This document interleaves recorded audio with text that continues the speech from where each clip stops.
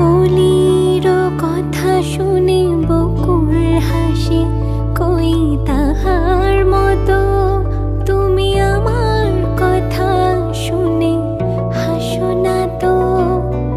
ধরার ধুলিতে যে ফাগুন আসে,